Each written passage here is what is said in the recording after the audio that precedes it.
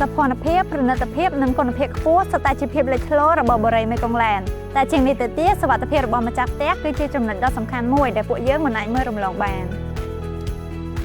เช็ดได้ประปวนอากิสนีตามแตกบ้านมราถ้าประโยชน์ยังสำคัญดอกกรุกเกตแทนปนแต่อากิสนีก็อาจบังกอฮันนิภัยทมเทงดอกตรบสมบัติหรือดอกอยู่ชีวิตบัสันจิมีการแปรประเหตุ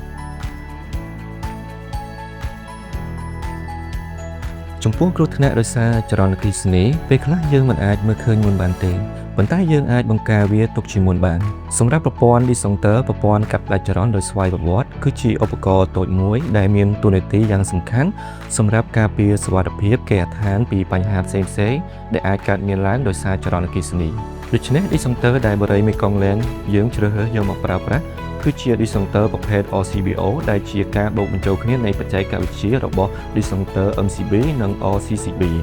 ហើយ Disjunct RCBO នេះគឺត្រូវបានដំឡើងគ្រប់គេហដ្ឋាននៅក្នុងបរិយាមេកុងឡែនយើង Disjunct RCBO មានតួនាទីសំខាន់3គឺទប់ស្កាត់ការប្រើប្រាស់លើសបន្ទប់របស់ចរន្តអគ្គិសនី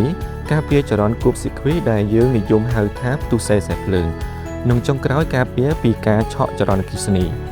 ដូច្នេះមានន័យថា Disjunct មិនត្រឹមតែការពារនៅហានិភ័យដល់អាយុជីវិតរបស់អតិថិជនប៉ុណ្ណោះទេតែវាក៏អាចជួយការពារដល់ទ្រព្យសម្បត្តិទាំងមូលរបស់បងប្អូនផងដែរវិស្វកររបស់យើងតែងតែធ្វើការយកចិត្តទុកដាក់ដើម្បីធានាបានថាគ្រប់ទាំងនីមួយៗមិនត្រឹមតែមានភាពស្រស់ស្អាតប៉ុណ្ណោះទេតែជាគេហដ្ឋានដែលផ្ដល់នូវភាពកក់ក្ដៅនិងសុវត្ថិភាពជំរុកអ្នកនិងក្រុមគ្រួសារបើសិនជាលោកអ្នកចង់ដឹងព័ត៌មានលម្អិតអាចអញ្ជើញមកមើលផ្ទះគំរូប៉ិតឬមួយក៏អាចទំនាក់ទំនងតាមលេខទូរស័ព្ទ061 955 999